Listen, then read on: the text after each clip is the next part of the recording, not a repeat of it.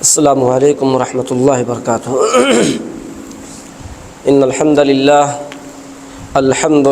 نحمده ونستعینه ونستغفره ونعوذ باللہ من شرور انفسنا ومن سیئات اعمالنا من يهده اللہ فلا مضل له ومن يضلله فلا هادی له واشهد ان لا الہ الا اللہ وحدہ لا شریک له واشهد ان محمدا عبدہ ورسولہ یا ایہا الذین آمنوا اتقوا اللہ حق تقاته ولا تموتن الا وانتم مسلمون یا ایہا الناس اتقوا ربکم الذی خلقکم من نفس واحدہ وخلق منها زوجها وبث منہما رجالا کثیرا ونساء واتقوا اللہ الذی تساءلون به والارحام ان اللہ کان علیکم رقیبا یا ایہا الذین آمنوا اتقوا اللہ وقولوا قولا سدیدا یصلح لکم اعمالکم ویغفر لکم ذنوبکم ومن یطع اللہ ورسولہ فقد فاز فوزا عظیما اما بعد فإن خیر الحدیث کتاب اللہ وخیر الحدی حدی محمد صلی اللہ علیہ وسلم وشر الامور محدثاتها وکل محدثۃ بدعہ وكل بدعة ضلالة وكل ضلالة في النار اعوذ باللہ من الشیطان الرجیم بسم اللہ الرحمن الرحیم لو انزلنا هذا القرآن على جبل لرأيته خاشعا متصدعا من خشية الله وتلك الأمثال نضربها للناس لعلهم يتفكرون وقال النبي صلى الله عليه وسلم ترکت فیکم امرین لن تضلوا ما تمسکتم بہما کتاب اللہ و سنت رسولہ۔ سیاسیات کے جوہر نکھارے جس نے وہ قرآن، سیاسیات کے جوہر نکھارے جس نے وہ قرآن، معاشیات کے گیسو سوارے جس نے وہ قرآن، جراثیم میں وبائے کفر مارے جس نے وہ قرآن، جراثیم میں وبائے کفر مارے جس نے وہ قرآن، مٹائے آکے نام حکم سہارے جس نے وہ قرآن، اور اسی قرآن سے اب بھی زمانہ فیض پاتا ہے، اسی قرآن سے اب بھی زمانہ فیض پاتا ہے، مٹی ہے ظلمت شب حق کا سورج جگمگاتا ہے، مٹی ہے ظلمت شب حق کا سورج جگمگاتا ہے۔ رب اشرح لی صدری ویسر لی امری واحلل عقدۃ من لسانی یفقہوا قولی رب زدنی علما اللہم رب زدنی علما۔ حمد و ثنا، تعریف و توصیف، کبریائی و بڑائی اس اللہ رب العزت کے لیے لائق و سزاوار جو ہم سب کا خالق، مالک، رازق، مربی اور پالنہار ہے، جس نے ہم تمام لوگوں کو اس دنیا فانی کے اندر اشرف المخلوقات بنا کر کے پیدا کیا، انسان بنایا، جس نے ہمیں اور آپ کو امت محمدیہ میں پیدا کیا، جس نے ہمیں اور آپ کو قرآن کریم جیسی عظیم کتاب عطا فرمائی۔ ہم اسی رب العالمین سے دعا کرتے ہیں کہ رب العالمین درود و سلام کے بے شمار پھولوں کی بارش ہوں تمام نبیوں پر، تمام رسولوں پر، بالخصوص ہمارے آخری نبی رحمت للعالمین، شفیع المؤمنین، سید الاولین والآخرین، جناب محمد الرسول اللہ صلی اللہ علیہ وسلم پر، اللہم صلی وسلم مبارک علیہ۔ حضرات، ابھی آپ لوگوں نے رزق حلال اور نماز کے تعلق سے دلائل سے بھرپور مدلل خطاب آپ نے سماعت کیا۔ یقیناً اگر انسان کتنا بڑا نمازی ہو، کتنا بڑا روزے دار ہو، لیکن وہ حلال و حرام کی تمیز نہ کرتا ہو، حرام پہ حرام کھائے جاتا ہو، پھر اس کی عبادت بیکار ہے، بیکار ہے اس کی عبادت۔ اگر آپ کے پاس 99 روپیہ ہے یا 999 روپیہ ہے اور 1 روپیہ آپ کے پاس حرام کا ہے، 1 روپیہ، اور آپ گئے عید کے لیے کپڑا لے کے آئے، آپ کا 999 روپیہ حلال کا ہے، محنت کا ہے، اپنے خون پسینے کا ہے، 1 روپیہ حرام کا ہے، 1 روپیہ حرام کا ہے، اور آپ گئے کپڑا لائے اور سلوایا اور پہن لیا، 999 روپیہ آپ کا حلال کا ہے، 1 روپیہ حرام کا ہے۔ اس 1 روپے کی گندگی کا یہ عالم ہے کہ آپ جب تک اس کپڑے کو اپنے جسم پر پہنے رہیں گے آپ کی کوئی نماز قبول نہیں، آپ کا کوئی سجدہ قبول نہیں۔ آپ سوچیں گے یار اسلام کے اندر اتنی سختی ہے، 999 روپیہ تو حلال کا ہے، 1 ہی روپیہ تو حرام کا ہے۔ میں آپ کو ایک مثال دوں، یہ میرے سامنے ایک بوتل رکھا ہوا ہے پانی کا، بالکل فلٹر پانی ہے، منرل واٹر، صاف ستھرا پانی ہے۔ کسی کو ہم دیں گے یہ پانی پینے کے لیے، کوئی بھی پی لے گا، لیکن اتنی صاف بوتل کے اندر اگر پیشاب کا ایک قطرہ میں ملا دوں، ایک قطرہ تھوڑا سا، پھر آپ کو دوں پینے کے لیے، تو کیا آپ پیئیں گے؟ آپ کہیں گے نہیں حافظ صاحب اس میں تو پیشاب ملا ہوا ہے۔ ارے ہم کہیں گے بھائی ایک ہی قطرہ تو ملا ہوا ہے، ارے ایک بھائی پوری بوتل پاک ہے، ایک قطرہ پیشاب کا ملا ہوا ہے۔ آپ کہیں گے ارے حافظ صاحب ایک ہی قطرہ کیوں نہ ہو، لیکن پیشاب ہوتا، اس پانی کو نہیں پئیں گے۔ آپ پینا چھوڑو، ہاتھ نہیں دھلیں گے اس پانی سے کیونکہ اس کے اندر پیشاب ملا ہوا ہے۔ آپ جب نہیں دھلیں گے، جبکہ پوری بوتل پاک ہے، ایک قطرہ پیشاب کا آپ نہیں پئیں گے، آپ نہیں استعمال کریں گے، پھر اللہ ایسی عبادت کو کہاں قبول کرے گا جس کے اندر 1 روپیہ حرام کا ہو؟ اللہ کے نبی کے پاس ایک صحابی آتے ہیں اور کہتے ہیں اللہ کے نبی اذا صلیت الصلوات المکتوبات، اے اللہ کے نبی اگر میں 5 ٹائم کی نماز پابندی سے پڑھوں، وتصوم رمضان اور رمضان کے روزے رکھوں، واحللت الحلال وحرمت الحرام اور حلال کو حلال جانوں اور حرام کو حرام سمجھوں، حلال کو حلال جانوں اس سے بچوں، اس کو استعمال کروں، اور حرام کو حرام سمجھوں اس سے بچوں، تو کیا میں جنت کے اندر داخل ہو جاؤں گا؟ دیکھیے سوال کیا ہے، 5 ٹائم کی نماز پابندی سے پڑھوں، رمضان کے روزے بھی رکھوں، اور جو حلال چیزیں ہیں اس کو استعمال کروں، اور جو حرام چیزیں ہیں اس سے بچوں۔ پھر سوال کرتے ہیں اگر اتنا عمل میں کر لوں تو کیا میں جنت کے اندر داخل ہو جاؤں گا؟ اللہ کے نبی نے فرمایا قال نعم، ہاں تم جنت کے اندر داخل ہو جاؤ گے۔ تو جنت میں جانے کا یہ ایک بہترین عمل ہے، بہترین راستہ ہے کہ انسان 5 ٹائم کی نماز پابندی سے پڑھے، رمضان کا مہینہ آئے تو رمضان کے روزے رکھے، اور حلال کو حلال جانے، اس کو استعمال کرے، حرام کو حرام سمجھے، اس سے بچے۔ ایسا کرنے والا شخص جنت کے اندر داخل ہوگا۔ میرے بھائیوں، میں نے خطبہ مسنونہ کے بعد قرآن کریم کی ایک آیت اور اللہ کے نبی کی ایک حدیث میں نے آپ لوگوں کے سامنے تلاوت کی ہے۔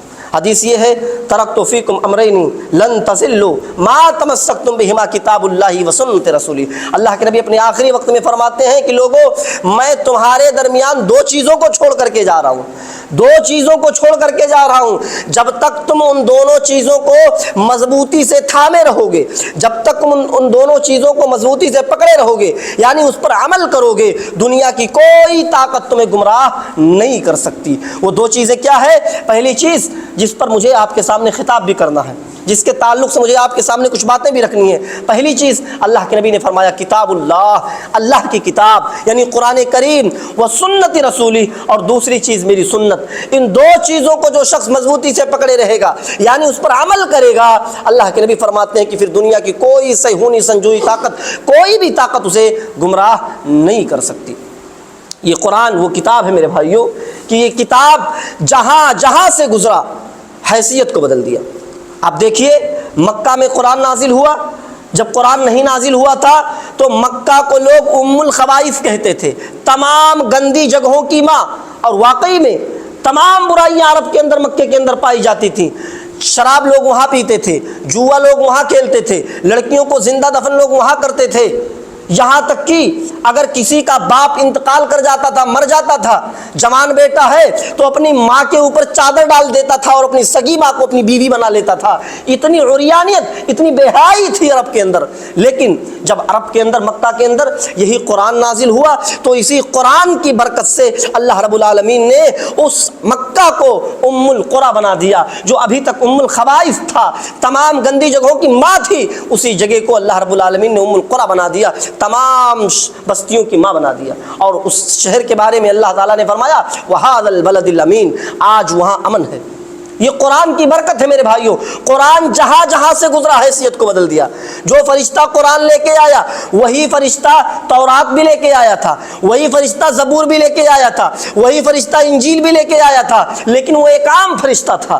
جب تورات لایا تو ایک عام فرشتہ تھا، انجیل لایا تو ایک عام فرشتہ تھا، زبور لایا تو ایک عام فرشتہ تھا، لیکن وہی فرشتہ جب قرآن لے کر کے آیا تو اللہ تعالیٰ نے اس قرآن کی برکت سے اسے سید الملائکہ بنا دیا، تمام فرشتوں کا سردار بنا دیا۔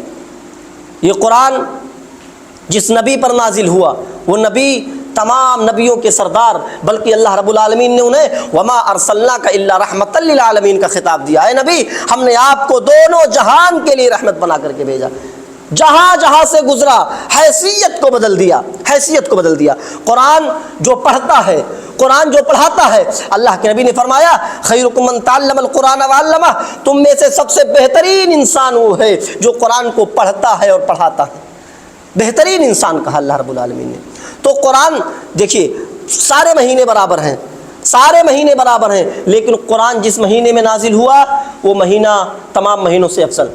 اللہ نے فرمایا شہر رمضان الذی انزل فیہ القرآن، رمضان کا یہ وہ مہینہ ہے جس میں ہم نے قرآن کریم کو نازل کیا۔ رمضان کی عظمت بڑھ گئی، کیوں؟ کیونکہ اس مہینے میں قرآن نازل ہوا۔ قرآن جس رات، ساری راتیں برابر ہیں، ساری راتیں برابر ہیں، لیکن جس رات میں قرآن نازل ہوا وہ رات 1000 مہینوں کی عبادت سے بہتر ہو گئی۔ اللہ نے فرمایا انا انزلناہ فی لیلۃ القدر، اے نبی صلی اللہ علیہ وسلم، ہم نے اس قرآن کریم کو لیلۃ القدر میں اتارا۔ وما ادراک ما لیلۃ القدر، اور اے نبی صلی اللہ علیہ وسلم آپ کیا جانیں کہ لیلۃ القدر کیا ہے؟ آپ کو کیا معلوم لیلۃ القدر کیا ہے؟ لیلۃ القدر خیر من الف شہر، یہ لیلۃ القدر کی رات ایک رات 1000 مہینوں کی عبادت سے بہتر ہے، 1000 مہینوں کی عبادت سے بہتر۔ کیوں؟ کیونکہ اس رات میں قرآن نازل ہوا۔ 1000 مہینوں کو ذرا آپ سال بنائیں تو تقریباً 83 یا 84 سال بنیں گے، یعنی یہ ایک رات کی عبادت 83 یا 84 سال کی عبادت سے بہتر ہے۔ یہ قرآن کی خیر و برکت ہے میرے بھائیو، قرآن کی جہاں جہاں سے گزرا قرآن حیثیت بدل دیا۔ اسی قرآن کی فضیلت کے بارے میں، اس کی عظمت کے بارے میں قرآن کریم کی اس آیت سے آپ اندازہ لگائیں جو میں نے خطبے میں سنا کے بعد آپ کے سامنے تلاوت کی۔ اللہ نے فرمایا لو انزلنا هذا القرآن على جبل لرأيته خاشعا متصدعا من خشية الله وَتِلْكَ الْأَمْثَالُ نَضْرِبُهَا لِلنَّاسِ لَعَلَّهُمْ يَتَفَكَّرُونَ، اللہ فرماتا ہے لو انزلنا هذا القرآن على جبل، اے نبی صلی اللہ علیہ وسلم اگر ہم نے اپنی اس کتاب کو، قرآن کریم کو کسی پہاڑ کے اوپر نازل کیا ہوتا، کسی پہاڑ کے اوپر اتارا ہوتا، لَرَأَيْتَهُ، تو اے نبی صلی اللہ علیہ وسلم آپ دیکھتے اس پہاڑ کو، خاشعا، وہ پہاڑ دبا جا رہا ہوتا، وہ پہاڑ جھکا جا رہا ہوتا، متصدم اور پھٹا جا رہا ہوتا، من خشیت اللہ، اللہ کے خوف سے، اللہ کے ڈر سے۔ یہ کتاب قرآن کی عظمت ہے۔ کیا فرمایا؟ اے نبی صلی اللہ علیہ وسلم اگر ہم نے اس کتاب کو کسی پہاڑ کے اوپر نازل کیا ہوتا تو آپ دیکھتے اس پہاڑ کو کہ وہ پہاڑ جھکا جا رہا ہوتا، وہ پہاڑ دبا جا رہا ہوتا، وہ پہاڑ پھٹا جا رہا ہوتا، اللہ کے خوف سے، اللہ کے ڈر سے۔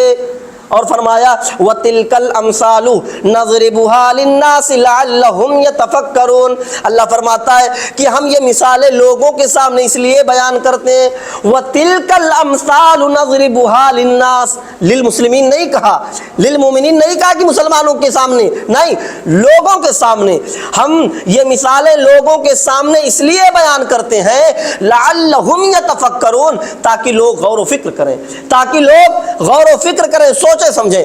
ایک ہوتا ہے کہ کوئی بات ہم نے سنی اور مان لیا، کوئی بات سنی مان لیا، اور ایک ہوتا ہے کہ کوئی بات سنی تو اس کو تحقیق کر رہے ہیں، اس کو غور و فکر اس بات پر کر رہے ہیں، پھر مان رہے ہیں۔ اللہ فرماتا ہے کہ ہم لوگوں کے سامنے یہ مثالیں اس لیے بیان کرتے ہیں کہ تاکہ لوگ غور و فکر کریں۔ میرے بھائیوں، قرآن کی عظمت، اس کی اہمیت کا اندازہ لگائیے کہ اللہ فرماتا ہے کہ ہم نے اگر کسی پہاڑ کے اوپر نازل کیا ہوتا تو پہاڑ بھی ریزہ ریزہ ہو جاتا۔ قرآن کریم کی ایک دوسری آیت میں آپ کے سامنے پیش کرتا ہوں، اس میں دیکھیے اللہ رب العالمین کتنی بہترین چیز بتلا رہا ہے۔ اللہ فرماتا ہے اِنَّا عَرَضْنَا الْأَمَانَةَ عَلَى السَّمَاوَاتِ وَالْأَرْضِ وَالْجِبَالِ فَأَبَيْنَ أَن يَحْمِلْنَهَا وَأَشْفَقْنَ مِنْهَا وَحَمَلَهَا الْإِنسَانُ إِنَّهُ كَانَ ظَلُومًا جَهُولًا۔ اِنَّا عَرَضْنَا الْأَمَانَةَ، اللہ فرماتا ہے کہ اگر ہم نے اس امانت کو، امانت یا امانت سے مراد قرآن کریم ہے، اللہ فرماتا ہے انا عرضنا الامانۃ علی السماوات، ہم نے اس امانت کو یعنی قرآن کریم کو آسمانوں پر پیش کیا۔ اے آسمانوں، لو یہ میری امانت ہے، یہ قرآن کریم تم لوگ اس کی ذمہ داری کو پورا کرو، اس کی ذمہ داری کو اٹھاؤ۔ والارض، اور زمینوں کو دیا، جیسے 7 آسمان ہیں ایسے 7 زمینیں ہیں۔ اللہ فرماتا ہے کہ میں نے آسمانوں کو دیا، اے آسمانوں لو اس کی ذمہ داری کو پورا کرو۔ زمینوں کو دیا، اے زمینوں لو اس کو کتاب کو، اس قرآن کو، اس کی ذمہ داری کو پورا کرو۔ والجبال، اور میں نے پہاڑوں کو دیا، اے پہاڑوں لو اس کی ذمہ داری کو پورا کرو۔ آسمان نے انکار کر دیا، زمین نے انکار کر دیا، پہاڑوں نے انکار کر دیا۔ والجبال فابین ان یحملنها واشفقنا، آسمانوں نے انکار کر دیا، اے اللہ میرے اندر اتنی طاقت نہیں ہے کہ میں اس کی ذمہ داری کو پورا کر سکوں، میرے اندر اتنی طاقت نہیں ہے کہ میں اس کے حق کو ادا کر سکوں۔ زمینوں نے انکار کر دیا، اے اللہ میرے اندر بھی اتنی طاقت نہیں ہے کہ میں اس کی ذمہ داری کو پورا کر سکوں۔ پہاڑوں نے بھی انکار کر دیا، اے اللہ میرے اندر اتنی ہمت، اتنی جرأت نہیں ہے کہ میں اس کے حق کو پورا کر سکوں۔ وہ ڈر گئے، انکار کر دیا۔ اللہ آگے فرماتا ہے وَحَمَلَهَا الْإِنسان، پھر ہم نے اس قرآن کریم کو انسانوں کو دیا اور انسانوں نے اٹھا لیا۔ إِنَّهُ كَانَ ظَلُومًا جَهُولًا، ہے انسان تو کتنا بڑا ظالم ہے، ہے انسان تو کتنا بڑا جاہل ہے، قرآن کو تو نے لے تو لیا لیکن اس کی ذمہ داری کو پورا نہ کر سکا۔ کیا مطلب؟ قرآن تو اللہ کے نبی کے اوپر نازل ہوا تھا نا، تو کیا اللہ اپنے نبی کو ظالم اور جاہل کہہ رہا ہے؟ نعوذ باللہ، نہیں۔ اللہ کے نبی کے اوپر یہ قرآن نازل ضرور ہوا لیکن یہ نبی کے ذریعے ہم تک پہنچا ہے۔ نبی کو اللہ ظالم اور جاہل نہیں کہہ رہا ہے، اللہ ظالم اور جاہل ان لوگوں کو کہہ رہا ہے جو قرآن سے اپنا رشتہ توڑ دیے ہیں، جو قرآن کو پڑھ رہا ہے، قرآن کی تلاوت کر رہا ہے، اس پر عمل کر رہا ہے، اللہ اس کو بھی ظالم اور جاہل نہیں کہہ رہا ہے۔ لیکن جو لوگ یہ سوچتے ہیں کہ قرآن چلو یار حافظی لوگ سمجھیں، مولانا لوگ سمجھیں، وہی لوگ پڑھ رہے ہیں وہی لوگ سمجھیں، اور پھر اپنا کوئی ذمہ داری نہیں سمجھ رہا ہے، اللہ ایسے لوگوں کو ظالم اور جاہل کہہ رہا ہے کہ قرآن تو تم نے اٹھا لیا لیکن اس کی ذمہ داری کو پورا نہ کر سکے۔ اب اس کی ذمہ داری کیا ہے؟ ذمہ داری کیا ہے؟ آئیے قرآن کریم کی ایک تیسری آیت میں آپ کے سامنے پیش کرتا ہوں۔ ذمہ داری کیا ہے؟ اللہ نے فرمایا، کسے پارے کی آیت ہے؟ اتل ما اوحی الیک من الکتاب، اے نبی صلی اللہ علیہ وسلم آپ اس کتاب کی تلاوت کیجئے، اے نبی صلی اللہ علیہ وسلم آپ اس کتاب کی تلاوت کیجئے جو میں نے آپ کی طرف وحی کی ہے۔ تلاوت کیجئے کیا مطلب؟ اللہ کے نبی تلاوت نہیں کرتے تھے؟ اللہ کے نبی تو قرآن اتنا پڑھتے تھے، اتنی تلاوت کرتے تھے کہ اللہ نے ایک جگہ کہا سنقرئک فلا تنسا، اے نبی آپ کیوں پریشان ہوتے ہیں، ہم آپ کو ایسا پڑھائیں گے کہ آپ کبھی بھولیں گے ہی نہیں۔ جیسے قرآن نازل ہوتا تھا نا، اللہ کے نبی خوب محنت کرتے تھے، اس کو یاد کرتے تھے۔ تو اللہ نے جب دیکھا کہ میرے نبی کتنا پریشان ہو رہے ہیں تو کیا فرمایا؟ سنقرئک فلا تنسا، اے نبی ہم آپ کو ایسا پڑھائیں گے کہ آپ کبھی بھولیں گے ہی نہیں۔ تو اللہ کے نبی تو اتنا زیادہ قرآن پڑھتے تھے کہ اللہ خود کہہ رہا ہم آپ کو ایسا پڑھائیں گے کہ بھولیں گے نہیں۔ پھر یہاں اللہ کیوں کہہ رہا ہے اتل ما اوحی الیک من الکتاب، اے نبی صلی اللہ علیہ وسلم آپ اس کتاب کی تلاوت کیجئے جو میں نے آپ کی طرف وحی کی ہے۔ یہ کہہ تو نبی کو رہا ہے لیکن میسج ہمارے اور آپ کے لیے ہے۔ اللہ تعالیٰ اپنے نبی کے ذریعے ہمیں اور آپ کو میسج دے رہا ہے کہ لوگوں دیکھو وہ نبی جو اتنا زیادہ قرآن کو پڑھتا ہو، جس کو میں نے کہا سنقرئک فلا تنسا، اے میرے نبی آپ کیوں پریشان ہو رہے ہیں، ہم آپ کو ایسا پڑھائیں گے کہ آپ کبھی بھولیں گے نہیں۔ وہ نبی جو قرآن کو اتنا زیادہ پڑھ رہا ہو، جتنا زیادہ تلاوت کر رہا ہو، میں جب اس کو پڑھنے کا حکم دے رہا ہوں تو پھر تمہاری کتنی ذمہ داری بنتی ہے کہ اس کتاب کی تم تلاوت کرو۔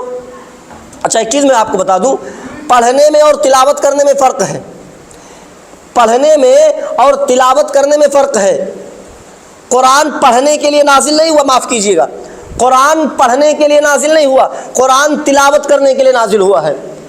اور تلاوت کس کو کہتے ہیں معلوم ہے؟ عربی زبان میں تلا یتلو کے معنی ہوتا ہے پیچھے پیچھے چلنا، تلا یتلو کے معنی ہوتا ہے پیچھے پیچھے چلنا، اسی سے بنا تلاوت۔ اتل ما اوحی الیک من الکتاب، آپ اس کتاب کی تلاوت کیجئے یعنی اس کتاب کے پیچھے پیچھے چلیے۔ کیا مطلب؟ عرب میں آج بھی اونٹنی کے اس بچے کو، جو بچہ اپنے ماں کے پیچھے پیچھے چلتا ہے اس کو تلو کہا جاتا ہے۔ عربی لوگ اس کو ہاذا تلون، یہ اپنے ماں کا بڑا فرما بردار بچہ ہے کیونکہ وہ بچہ اپنے ماں کے پیچھے پیچھے چلتا ہے۔ ماں اس جنگل میں جا رہی ہے تو بچہ اپنی ماں کے پیچھے پیچھے اس جنگل میں جا رہا ہے، ماں اس جھاڑی میں جا رہی ہے تو بچہ اپنے ماں کے پیچھے پیچھے جھاڑی میں جا رہا ہے۔ عربی لوگ ایسے بچے کو تلو کہتے ہیں، ہاذا تلون، یہ اپنے ماں کا بڑا فرما بردار بچہ ہے۔ جب وہ اپنے ماں کے پیچھے پیچھے چلتا ہے تو جنگل میں آنے والے خطرناک جانوروں سے محفوظ رہتا ہے۔ جیسے کوئی خطرناک جانور آتا ہے، شیر، چیتا، ٹائیگر، تو ماں اپنے بچے کے سامنے کھڑی ہو جاتی ہے سر اٹھا کر کے، اور آنے والے خطرناک جانور سے اپنے بچے کو بچا لیتی ہے۔ یہی چیز اللہ رب العالمین فرماتا ہے اتل ما اوحی الیک من الکتاب، اے نبی صلی اللہ علیہ وسلم آپ اس کتاب کی تلاوت کیجئے جو میں نے آپ کی طرف وحی کی ہے، یعنی اس کتاب کے پیچھے پیچھے چلیے۔ جس طریقے سے جنگل کے اندر اونٹنی کا بچہ اپنے ماں کے پیچھے پیچھے چلتا ہے، جب اپنے ماں کے پیچھے پیچھے وہ چلتا ہے تو آنے والے خطرناک جانوروں سے اس کی ماں اس کی حفاظت کرتی ہے، بچا لیتی ہے، وہ محفوظ رہتا ہے۔ اسی طریقے سے جب ہم اور آپ قرآن کے پیچھے پیچھے چلیں گے، یعنی قرآن کی ایک آیت کو پڑھیں گے، اس کو سمجھیں گے، اس پر عمل کریں گے، اس طریقے سے جب ہم قرآن کی تلاوت کریں گے تو دنیا کی کوئی طاقت ہمارا کچھ بھی نہیں بگاڑ سکتی۔ یہ ہے تلاوت کا مطلب۔ آج قرآن پڑھا جاتا ہے، ہمارے سمجھ میں نہیں آتا ہے، تراویح ہوتی ہے، پتہ نہیں لوگ کہتے ہیں کیا حافظ صاحب گڑبڑ یعلمون گڑبڑ تعلمون کیا پڑھ رہے ہیں۔ قرآن ہمارے سمجھ میں ہی نہیں آتا ہے، قرآن ہمارے سمجھ میں ہی نہیں آتا ہے۔ ہم سب بھوجپوری گانے ہم سمجھ جاتے ہیں، ہندی گانے ہم سمجھ جاتے ہیں، ساؤتھ کے موویز ہم سمجھ جاتے ہیں۔ یہ بدقسمت مسلمان ایسا ہے جس کو قرآن ہی سمجھ میں نہیں آتا ہے، سب سمجھ جاتے ہیں، قرآن سمجھ میں نہیں آتا ہے۔ کیا پڑھتے ہیں حافظ صاحب گڑبڑ یعلمون گڑبڑ تعلمون، کچھ سمجھ میں نہیں آ رہا۔ آج غیر مسلم دنیا قرآن کو پڑھ رہی ہے، ایمان لا رہی ہے، قرآن کو پڑھ رہی ہے، اس کو ہدایت مل رہی ہے۔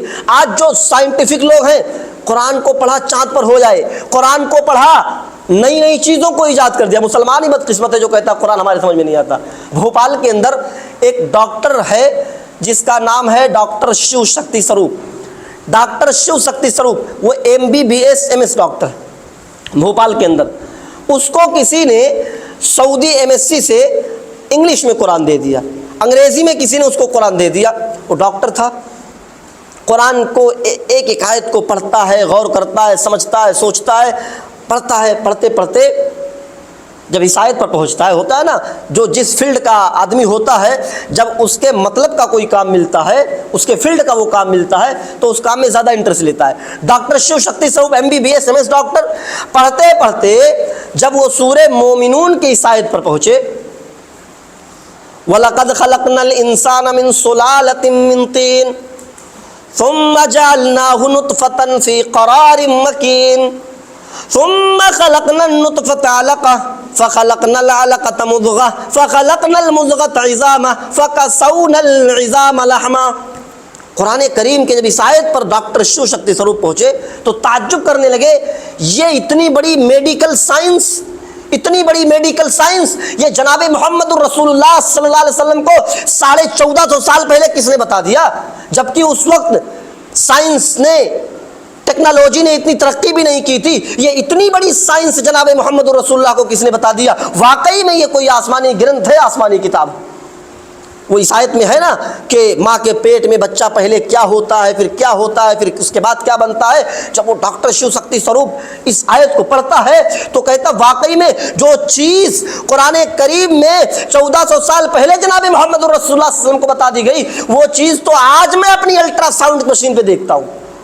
وہ یہ آیت وَلَقَدْ خَلَقْنَا الْإِنسَانَ مِنْ صُلَالَةٍ مِّن طِينٍ، اللہ فرماتا ہے کہ ہم نے انسانوں کو مٹی کے سد سے پیدا کیا، اس کے سن سے، اس کے کیچڑ سے پیدا کیا۔ ڈاکٹر شیو شکتی سروپ کے واقعی میں بالکل صحیح بات ہے۔ ہماری بھی میڈیکل سائنس یہی کہتی ہے کہ انسان کو مٹی سے بنایا گیا، مٹی سے پیدا کیا گیا۔ وہ مان لیتا ہے اس آیت کو، کہتے ہیں نا جو جس فیلڈ کا ہوتا ہے اس کے فیلڈ کا جب کام ملتا ہے تو زیادہ انٹرسٹ لیتا ہے۔ پڑھتے آ رہا ہے، جب قرآن کریم کے اس آیت پر پہنچا وَلَقَدْ خَلَقْنَا الْإِنسَانَ مِنْ صُلَالَةٍ مِّن طِينٍ، ہم نے انسانوں کو مٹی کے سد سے، مٹی کے سن سے، اس کے کیچڑ سے پیدا کیا، مان لیتا واقعی میں بالکل قرآن صحیح کہہ رہا ہے۔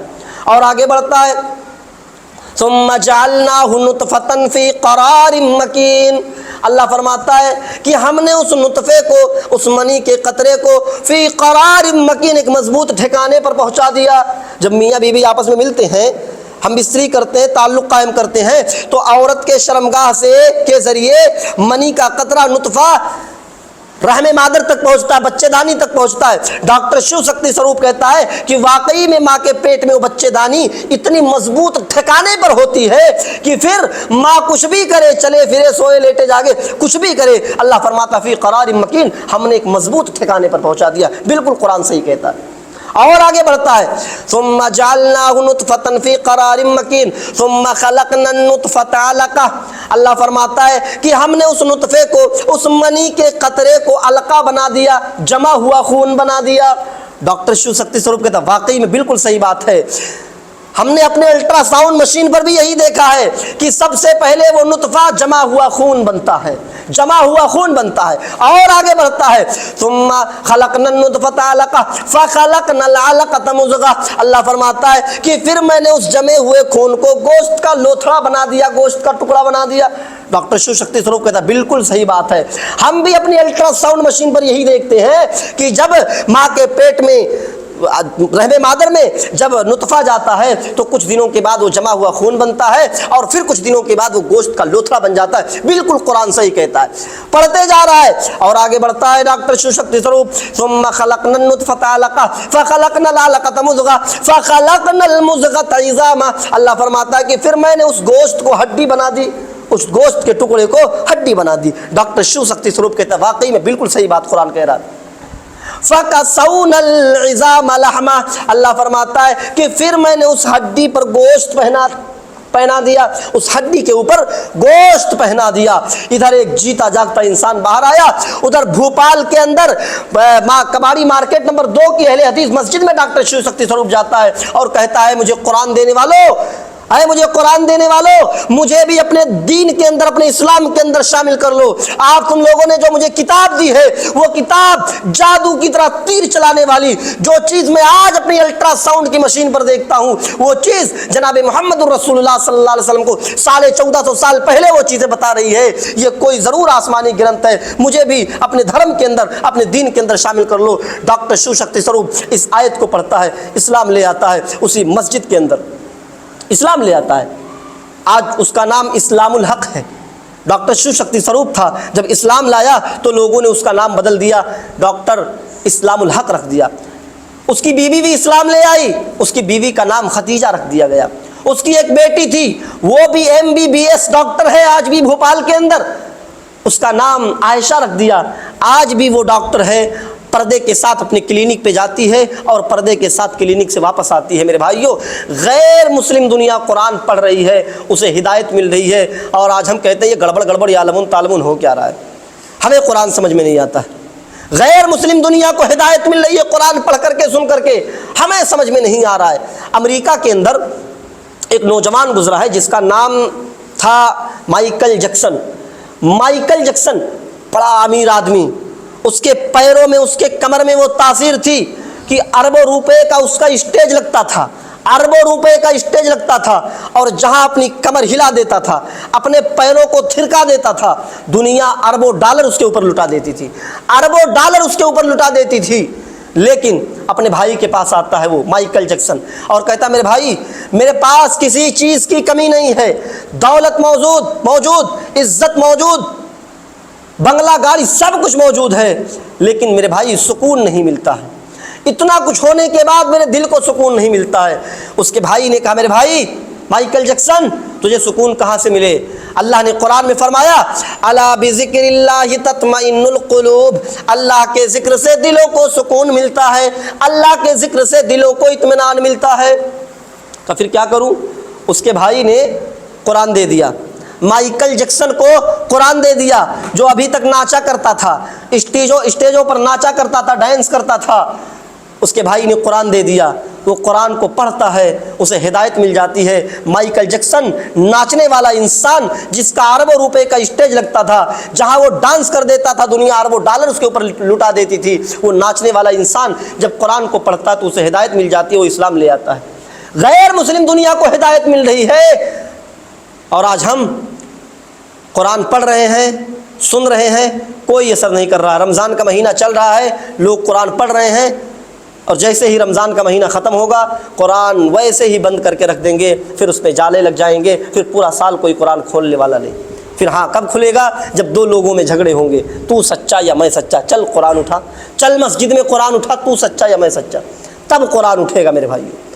غیر مسلم دنیا کو ہدایت مل رہی ہے، اور آج ہم اسی میں پڑے ہوئے ہیں۔ رمضان کا مہینہ چل رہا ہے، تھوڑا بہت پڑھ لیتے ہیں اور اس کے بعد پھر بند کر کے رکھ دیتے ہیں۔ ایک صحابی ہے جو بھی ایمان نہیں لائے ہیں، جن کا نام ہے طفیل توسی۔ طفیل توسی یہ ابھی ایمان نہیں لائے ہیں، کانوں میں روئی ٹھوسے ہوئے ہیں، کہ کہیں محمد الرسول اللہ صلی اللہ علیہ وسلم کی آواز میرے کانوں میں نہ پڑ جائے. سنا ہے کہ محمد بہت بڑا جادوگر ہے، شاعر ہے، مجنون ہے، جو اس کی بات کو سن لیتا ہے وہ اس کا ہو جاتا ہے. محمد تو ایسے ہیں جو باپ کو بیٹے سے اور بیٹے کو باپ سے جدا کر دیتے ہیں. وہ طفیل دوسی کانوں میں روئی ٹھوسے ہوئے جا رہے ہیں، اللہ کے نبی قبلے کی طرف منہ کر کے نماز پڑھ رہے ہیں.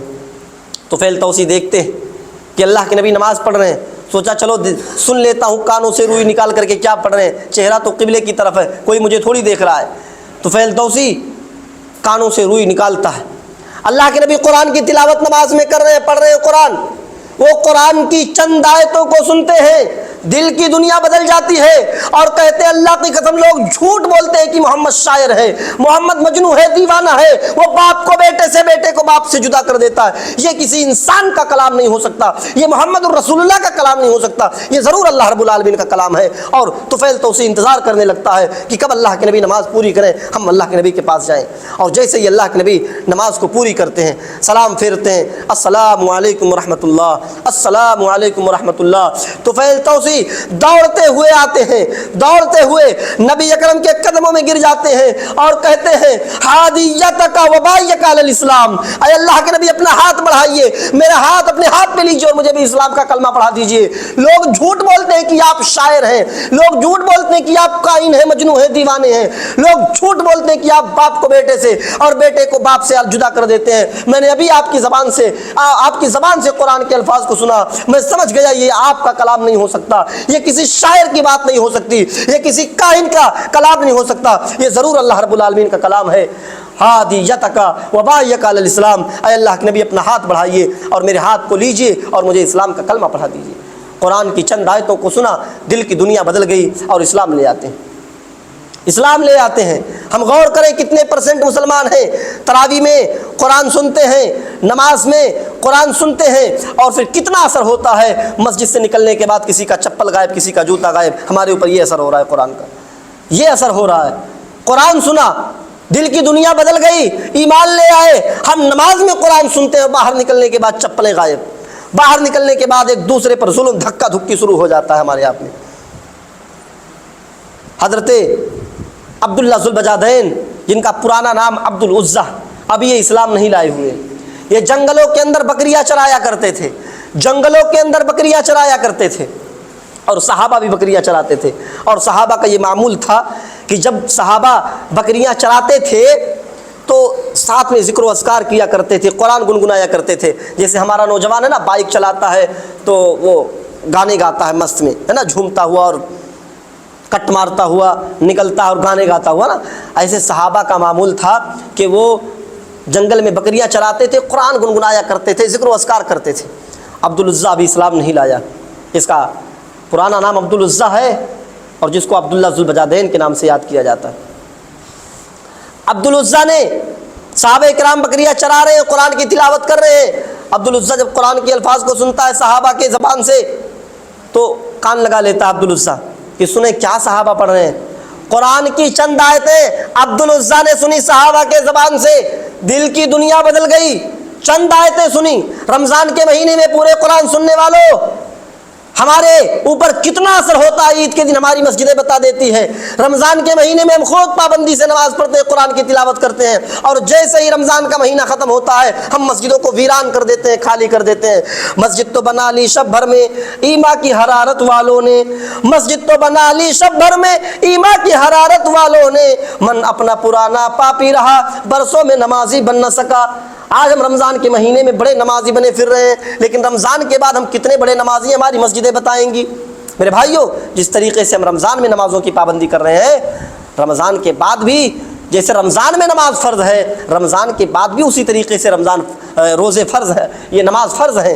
جس طریقے سے رمضان کے مہینے میں اذان ہوتی ہے، رمضان کے بعد بھی اذان ہوتی ہے. جس طریقے سے رمضان کے مہینے پر امام مصلی پر کھڑا ہو کر کے نماز پڑھاتا ہے تراویح کو چھوڑ کر کے، عام دن میں بھی نماز ہوتی ہے مسجد میں، اسی طریقے سے ہوتی ہے. لیکن پھر ہمیں اور آپ کو کیا ہو جاتا ہے؟ گاؤں وہی، مسجد وہی، امام وہی، مصلی وہی، دری اور قالین بھی وہی، ہم اور آپ بدل جاتے ہیں، ہم اور آپ بدل جاتے ہیں. میرے بھائیوں غور کریے، عبد العزہ نے قرآن کی چند آیتوں کو سنا، قرآن کی چند آیتوں کو جنگل کے اندر سنا، دل کی دنیا بدل گئی۔ اپنے چچا کے پاس آتا ہے اور کہتا ہے چچا میں نے ایسا کلام آج سنا ہے جو میں دعوے کے ساتھ کہہ سکتا ہوں کہ وہ کلام محمد کا لکھا ہوا نہیں ہے، وہ کلام کسی شاعر کا نہیں ہے، کسی مجنوں کا، کسی دیوانے کا نہیں ہے، وہ کلام ضرور اللہ رب العالمین کا ہے، اور میں اس کلام کے اوپر، اس قرآن کریم کے اوپر میں ایمان لے آیا ہوں۔ عبدالعزیٰ کا چچا کہتا ہے کیا تم نے محمد کا نیا دین قبول کر لیا، محمد الرسول اللہ کا نیا دین قبول کر لیا؟ عبدالعزیٰ کہتا ہے ہاں میں نے محمد الرسول اللہ صلی اللہ علیہ وسلم کا دین قبول کر لیا۔ عبدالعزیٰ کا چچا کہتا ہے اگر تو نے اسلام قبول کر ہی لیا ہے تو تو جو جوتے اپنے پیروں میں پہنے ہوئے ہیں یہ میرے دیے ہوئے جوتے ہیں، میرے دیے ہوئے جوتے ہیں، اگر تو نے محمد کا نیا دین قبول کر لیا ہے تو اتار دے میرے دیے ہوئے جوتے۔ عبدالعزیٰ اسلام لا چکا ہے، جوتے پیروں سے نکالتا ہے، چچا کے پاس پھینک دیتا ہے، نہیں چاہیے تمہارے جوتے۔ عبدالعزیٰ کا چچا کہتا ہے تو اگر اسلام لا چکا ہے، محمد الرسول اللہ صلی اللہ علیہ وسلم کا دین قبول کر چکا ہے تو سن لے، سر پہ جو تیری پگڑی ہے، جو تو امامہ باندھے ہوئے ہے، وہ میری دی ہوئی ہے، وہ میرا دیا ہوا ہے، اگر تو محمد الرسول اللہ صلی اللہ علیہ وسلم کے دین سے نہیں پھرے گا تو اتار دے میری دی ہوئی پگڑی، اتار دے میرا دیا ہوا امامہ۔ عبدالعزیٰ نے پگڑی کو اتارا، چچا کے قدموں میں پھینک دیا۔ عبدالعزیٰ کا چچا کہتا ہے یہ جو قمیص پہنے ہوئے ہے، کرتا جو پہنا ہوا ہے، یہ میرا دیا ہوا ہے، اگر تو محمد الرسول اللہ صلی اللہ علیہ وسلم کے دین سے نہیں ہٹے گا تو اتار دے میرا دیا ہوا کرتا، اتار دے میرا دیا ہوا کرتا۔ عبدالعزیٰ نے کرتا اتارا، چچا کے منہ پہ پھینک دیا۔ عبدالعزیٰ کا چچا کہتا ہے دیکھ لے یہ پیجامہ بھی، یہ لنگی بھی میری دی ہوئی ہے، یہ پیجامہ یہ لنگی میں نے دیا ہے، اگر تو محمد کے دین سے نہیں پھرے گا تو اتار دے میرا دیا ہوا، میری دی ہوئی لنگی اتار دے۔ عبدالعزیٰ کہتا ہے چچا تھوڑی سی مہلت دے دو، اب صرف لنگی بچی ہوئی ہے، تھوڑی سی مہلت دے دو، میں گھر پہ چلا جاؤں، گھر پہ جا کر کے کوئی چادر اپنے جسم پر باندھ لوں، میں آپ کی لنگی آپ کو واپس کر دوں گا۔ عبدالعزیٰ کا چچا کہتا ہے اگر تھوڑی دیر کی مہلت مانگتا ہے تو اتنی دیر کے لیے تو قرآن سے اپنے ایمان کو ہٹا دے، تو اپنے ایمان کو ہٹا دے، میں تجھے مہلت دے دوں گا۔ لیکن قرآن سنا تھا، کہتا ہے نہیں۔ عبدالعزیٰ کہتے ہیں نہیں چچا ایسا نہیں ہو سکتا، زندگی اور موت کا کوئی ٹھکانہ نہیں، پتہ نہیں، میں اگر اپنا ایمان ہٹا دوں قرآن کے اوپر سے اور گھر پہ جاؤں، کہیں میں زندہ نہ رہا، گھر تک پہنچتے پہنچتے میری موت ہو گئی تو پھر تو میری موت حالت کفر میں ہوگی، پھر مجھے جنت نصیب نہیں ہوگی، نہیں، میں قرآن سے اپنے ایمان کو نہیں ہٹا سکتا ہوں۔ عبدالعزیٰ کا چچا کہتا ہے کہ اگر تو ایمان نہیں ہٹائے گا تو اتار دے میری دی ہوئی لنگی، اتار دے میری دی ہوئی لنگی۔ عبدالعزیٰ نظریں آسمان کے اوپر ڈالتے، نظریں آسمان کے اوپر ڈالتے، لنگی کو کھولتے، چچا کے منہ پہ وہ لنگی مار دیتے۔ چچا کہتا ہے آئے عبدالعزیٰ تیری اتنی ہمت، تیری اتنی جرت، تو میرے سامنے ننگا کھڑا ہوا ہے۔ عبدالعزیٰ اپنے جسم کو دیکھتا ہے اور کہتا ہے انا مومن، انا مومن الان، انا مومن الان، اب میں مومن ہوا ہوں، اب میں مومن ہوا ہوں، اب میں مومن ہوا ہوں، یعنی اتنی ساری قربانیاں دینے کے بعد اب میں مومن ہوا ہوں، اب میں مومن ہوا ہوں۔ میرے بھائیوں غور کریں، قرآن کی آیت کو سنا، سب کچھ ٹھکرا دیا، لنگی تک ٹھکرا دیا چچا کی، اور کیا کہہ رہے ہیں، ننگا کھڑے ہوئے ہیں اور کہہ رہے ہیں انا مومن، انا مومن، اب میں مومن ہوں، اب میں مومن ہوں۔ غور کریے میرے بھائیوں، قرآن ہمارے اوپر کتنا اثر کر رہا ہے، قرآن ہمارے اوپر کتنا اثر کر رہا ہے، غور کریں۔ حضرت عمر فاروق کا اسلام آپ کو معلوم ہی ہوگا، 39 آدمی مسلمان ہو چکے تھے، اور انہوں نے جب دیکھا کہ اسلام دن بدن پھیلتا جا رہا ہے تو تلوار لے لی اور کہتے ہیں چلتا ہوں میں جڑ کو ہی کاٹ دیتا ہوں جس کے ذریعے سے اسلام پھیل رہا ہے۔ اور جیسے ہی تلوار لے کر کے نکلے، ایک صحابی سے ملاقات ہو جاتی ہے، ایک صحابی سے ملاقات ہو جاتی ہے، تلوار ننگی ہاتھ میں، عمر کے ہاتھ میں دیکھی، سوال کر لیتے عمر کہاں جا رہے ہو، کہاں کا ارادہ ہے؟ کہا میں جا رہا ہوں جڑ کو کاٹنے، جس کے ذریعے سے اسلام پھیل رہا ہے، میں محمد الرسول اللہ صلی اللہ علیہ وسلم کو قتل کرنے کے ارادے سے جا رہا ہوں۔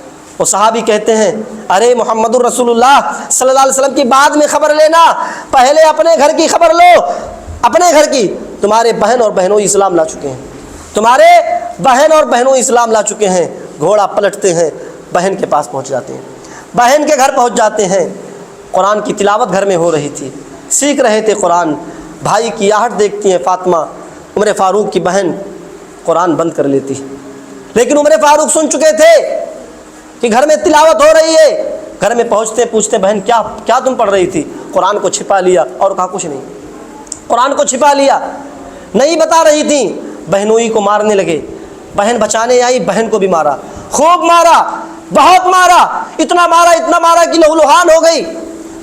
عمر فاروق کی بہن چیخ کے کہتے ہیں عمر جو مرضی آئے کر لو، جو مرضی آئے کر لو، مار ڈالو، جان سے مار ڈالو، لیکن اب میں قرآن پر ایمان لا چکی ہوں، اب میرے دل سے یہ محبت نہیں تم مٹا سکتے ہو، میں اپنا ایمان قرآن سے نہیں ہٹا سکتی ہوں۔ اتنا سننا تھا، کہا اچھا بتاؤ تم کیا پڑھ رہی تھی؟ جو پڑھ رہی تھی ذرا مجھے بھی دکھاؤ، مجھے بھی دکھاؤ۔ کہا نہیں، جو میں پڑھ رہی تھی نا تم نہیں چھو سکتے ہو کیونکہ تم کافر ہو، جاؤ پہلے غسل کرو یا وضو کرو۔ جب غسل کیا یا وضو کیا اور آئے، بہن نے قرآن دے دیا، قرآن کی چند آیتوں کو پڑھا، دل کی دنیا بدل گئی۔ چند آیتوں کو عمر نے پڑھا، دل کی دنیا بدل گئی، اور کہا واقعی میں کسی انسان کا کلام نہیں ہے، لے چلو مجھے رسول اللہ صلی اللہ علیہ وسلم کے پاس، میں بھی اسلام لانا چاہتا ہوں، میرا بھی رشتہ اس کتاب سے جوڑ دیجئے۔ چند آیتوں کو پڑھا، دل کی دنیا بدل گئی۔ یہ الگ بات ہے کہ اللہ کے نبی نے ان کے لیے دعا کی تھی، لیکن قرآن کو سنا، دل کی دنیا بدل گئی اور اسلام لے آئے۔ میرے بھائیو، غیر مسلم دنیا قرآن کو سن رہی ہے، پڑھ رہی ہے، انہیں ہدایت مل رہی ہے، مسلمان کہتا ہے یہ کیا ہو رہا ہے، گڑبڑ سمجھ میں نہیں آتا ہے۔ تو کیا اللہ نے فرمایا اتل ما اوحی الیک من الکتاب، اے نبی صلی اللہ علیہ وسلم آپ اس کتاب کی تلاوت کیجئے جو میں نے آپ کی طرف وحی کی۔ اور تلاوت میں نے بتا دیا کہ تلاوت کہتے ہیں، تلا یتلو کے معنی ہوتا ہے پیچھے پیچھے چلنا، یعنی تلاوت ایک آیت کو پڑھیں، اس پر غور کریں، سوچیں سمجھیں اس کو، اور پھر اس پر عمل کریں، یہ ہے تلاوت کا مطلب، یہ ہے تلاوت کا مطلب۔ اور صحابہ کرام کا یہی عمل تھا، قرآن کی ایک آیت نازل ہوتی تھی فوراً عمل کر کے دکھاتے تھے۔ ایک صحابی ہیں جن کا نام ہے ابو الدہداء انصاری رضی اللہ تعالیٰ عنہ، قرآن کی آیت نازل ہوتی ہے من ذا الذی یقرض اللہ قرضا حسنا، من ذا الذی یقرض اللہ قرضا حسنا، کون ہے جو اللہ کو قرض حسنا دے گا؟ کون ہے جو اللہ کو قرض حسنا دے گا؟ اللہ کے نبی کے پاس آتے ہیں، آئے اللہ کے نبی اگر ہم اللہ کو قرض حسنا دیں گے تو اللہ بدلے میں مجھے کیا دے گا؟ اللہ کے نبی نے فرمایا جنت دے گا۔ اگر تم اللہ کو قرض حسنا دو گے تو اللہ بدلے میں تمہیں جنت دے گا۔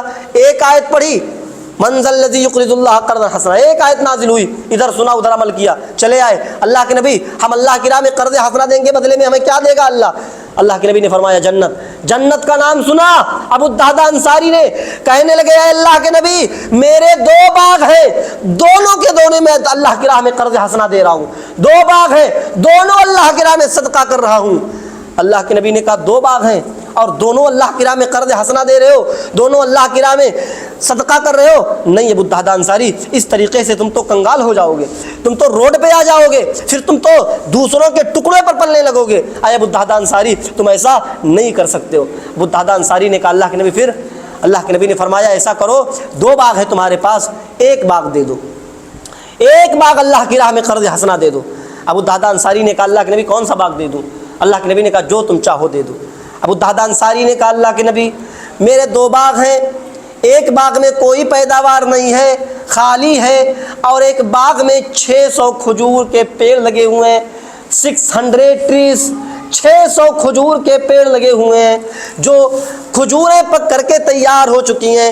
اے اللہ کے نبی میں وہ اللہ کی راہ میں قرض حسنا دے رہا ہوں، کیونکہ اللہ نے قرآن میں فرمایا لن تنالوا البر حتى تنفقوا مما تحبون، تم اس وقت تک نیکی کو نہیں پا سکتے ہو جب تک کہ تم اللہ کی راہ میں وہ چیز نہ خرچ کر دو جو چیز تمہیں سب سے زیادہ محبوب ہو، جو چیز تمہیں سب سے زیادہ پسند ہو۔ اللہ کے نبی مجھے وہ باغ سب سے زیادہ پسند ہے، میں اس باغ سے سب سے زیادہ محبت کرتا ہوں۔ اے اللہ کے نبی میں وہ باغ اللہ کی راہ میں قرض حسنا دے رہا ہوں۔ اللہ کے نبی نے کہا ٹھیک ہے، ایک باغ تو تمہارے پاس ہے، اسے گزر بسر چل سکتا ہے۔ ایک باغ اللہ کی راہ میں قرض حسنا دے دیا، ادھر آیت نازل ہوئی ادھر عمل کیا، ایک باغ فوراً اللہ کی راہ میں قرض حسنا دے دیا۔ گھر پہ آئے کہ چلے بیوی کو بتا دے، بچوں کو بتا دے کہ میں وہ باغ قرض حسنا اللہ کو دے دیا ہوں، اب تم اس باغ کے اندر مت جانا۔ جیسے ہی گھر پہ پہنچتے ہیں تو کیا دیکھتے ہیں؟ گھر کے اندر تالا لگا ہوا ہے، گھر کے اندر تالا لگا ہوا ہے۔ پڑوسیوں سے پتہ چلا، پوچھا کہ میری بیوی کہاں ہے، بچے کہاں ہیں؟ تو پڑوسیوں نے بتایا تمہاری بیوی، تمہارے بچے بھوکے تھے، بھوک کی وجہ سے رو رہے تھے، تو تمہاری بیوی بچوں کو لے کر کے وہ باغ کے اندر گئی ہے بچوں کو کھجور کھلانے۔ اتنا سنا اس باغ کے اندر جو باغ میں اللہ کو قرض حسنہ دے چکا ہوں، اس باغ کے اندر میری بیوی اور بچے گئے ہوئے ہیں، گھر سے دوڑ لگاتے ہیں باغ کی طرف، گھر سے دوڑ لگاتے ہیں باغ کی طرف، اور باغ کے پاس پہنچتے ہیں، باغ کے اندر داخل نہیں ہوتے ہیں۔ کیوں؟ کیونکہ یہ باغ تو میرا نہیں رہا، تو پھر میں اس باغ کے اندر کیوں جاؤں؟ باغ کے باہر سے آواز دیتے ہیں، او میری بیوی، او میری بیوی، بچوں کو لے کر کے جلدی سے باہر آ جاؤ، جلدی سے باہر آ جاؤ، یہ باغ اب میرا نہیں رہا۔ بیوی کھجوریں توڑ رہی تھی، بچوں کے پاکٹ میں رکھ رہی تھی، اپنے دامن میں رکھ رہی تھی، بچوں کو کھلا رہی تھی، شوہر کی آواز سنتی ہے کہ باہر آ جاؤ، یہ باغ میرا نہیں رہا، بچوں کو لے کر کے باہر آتی ہے۔ ابو الدرداء انصاری نے دیکھا بچوں کے پاکٹ میں کھجور رکھے ہوئے ہیں، بیوی کے دامن میں کھجوریں ہیں، بچے کھجور کھا رہے ہیں، بیوی کے دامن میں ہاتھ ڈالتے ہیں، کھجور نکال کر کے باغ کے اندر پھینک دیتے ہیں، بچوں کے پاکٹ میں ہاتھ ڈالتے ہیں، کھجور نکال کر کے باغ کے اندر پھینک دیتے ہیں، یہاں تک کہ بچے جو کھجور کھا رہے تھے، جو کھجور دانتوں میں پھنسی ہوئی تھی، زبان میں چپکی ہوئی تھی، انگلی ڈال کر کے بچوں کے منہ سے وہ کھجور بھی نکال لیتے ہیں۔ بچوں کے منہ سے روٹی کا نوالا کون باپ چھین سکتا ہے؟ کون سا ایسا باپ ہے جو بچوں کے منہ سے روٹی کا نوالا چھین لے؟ ابو الدرداء انصاری بچوں کے منہ میں انگلی ڈالتے ہیں، اور انگلی ڈال کر کے جو بچوں کے منہ میں دانت میں جو کھجور لگی ہوئی تھی وہ نکال کر کے باغ کے اندر پھینک دیتے ہیں، اور ہاتھ اٹھا کر دعا کرتے ہیں، اے اللہ میں نے یہ باغ تیری راہ میں قرض حسنہ دے دیا، مجھ سے جتنا ہو سکتا تھا میں نے کیا، مجھے جو کھجوریں میری بیوی کے دامن میں ملا، میرے بچوں کے پاکٹ میں ملا، میرے بچوں کے منہ میں ملا، میں نے وہ کھجور تیرے باغ میں ڈال دیا ہے۔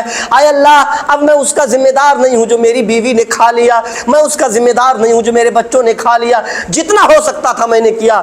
اے اللہ میں نے اپنا وعدہ پورا کیا، اب تو اپنا وعدہ پورا کر۔ میں نے اپنا وعدہ پورا کیا۔ من ذا الذی یقرض اللہ قرضا حسنا، جو اللہ کی راہ میں قرض حسنہ دے گا اللہ بدلے میں جنت دے گا۔ اے اللہ میں نے اپنا وعدہ پورا کیا، تو اپنا وعدہ پورا کر۔ بیوی نے کہا کیا بات ہے؟ یہ 600 کھجور جو پک کر کے تیار ہیں، جو ابھی کٹنے والے ہیں، اور یہی کھجور کٹیں گے تو اسی پیسے سے پورے سال کا خرچ چلے گا۔ آپ کہتے ہیں یہ باغ میرا نہیں رہا، کیا بات ہے؟ کوئی قبضہ کر لیا، کوئی آپ پر ظلم کر کے کسی نے ناجائز قبضہ کر لیا، کیا بات ہے؟ آپ کیوں کہہ رہے ہیں میرا نہیں رہا؟ ابو الدرداء انصاری کہتے ہیں اے میری بیوی، ابھی ابھی قرآن کی آیت نازل ہوئی ہے، من ذا الذی یقرض اللہ قرضا حسنا، اللہ کو جو قرض حسنہ دے گا بدلے میں اللہ اس کو جنت دے گا۔ بیوی نے کہا یہ باغ دے کر کے جنت ملے گی؟ ابو الدرداء انصاری نے کہا ہاں میری بیوی، یہ باغ ہم اللہ کی راہ میں دے دیے ہیں، اللہ مجھے اس کے بدلے میں جنت دے گا۔ ابو الدرداء کی بیوی کا جواب سنیے۔ ابو الدرداء رضی اللہ تعالیٰ عنہ کی بیوی نے کہا اے میرے شوہر، اگر یہ چھوٹا سا باغ دے کر کے، 600 درخت لگے ہوئے، چھوٹا سا کہہ رہی ہیں، اے میرے شوہر اگر یہ چھوٹا سا باغ دے کر کے اللہ جنت دے رہا ہے تو اے میرے شوہر تم نے یہ سودا کوئی مہنگا نہیں کیا ہے۔ اگر یہ چھوٹا سا باغ دے کر کے جنت مل رہی ہے تو اے میرے شوہر تم بڑے سستے سودے میں، تم نے یہ سودا کوئی مہنگا نہیں کیا ہے، تم بڑے سستے میں نپٹ گئے ہو۔ اے میرے شوہر اب میرے لیے بھی دعا کرنا اور ان بچوں کے لیے بھی دعا کرنا کہ اللہ اس کے بدلے ہمیں بھی جنت الفردوس عطا فرمائے۔ میرے بھائیوں، میں یہ پورا واقعہ بتا کر کے آپ کو بتانا چاہتا ہوں کہ ایک آیت نازل ہوئی، من ذا الذی یقرض اللہ قرضا حسنا، کون ہے جو اللہ کی راہ میں قرض حسنہ دے؟ ادھر آیت نازل ہوئی، ابو الدرداء انصاری نے پورا کا پورا باغ صدقہ کر دیا۔ یہاں ہم پورا قرآن سن لیتے ہیں، پورا قرآن سن لیتے ہیں، رمضان کے مہینے میں پورا قرآن سنتے ہیں، خود سے پڑھتے ہیں۔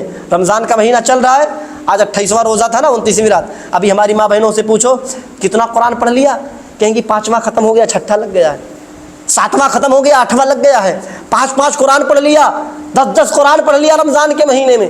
اثر کتنا ہوا قرآن کا؟ ابھی پڑوسی سے جھگڑا تھا، ابھی بھی جھگڑا ہے، جٹھانی سے جھگڑا تھا، بات چیت نہیں ہو رہی تھی، ابھی بھی بول چال نہیں ہے، ساس بہو میں نہیں پڑھ رہی تھی، 5-10 قرآن پڑھنے کے بعد ابھی بھی نہیں پڑھ رہی ہے۔ یہ ہمارے اوپر اثر ہو رہا ہے۔ ایک آیت نازل ہوئی، دل کی دنیا بدل گئی، پورا کا پورا باغ صدقہ کر دیا۔ اسی طریقے سے روایت میں ایک اور واقعہ آتا ہے ابو طلحہ انصاری رضی اللہ تعالیٰ عنہ کا۔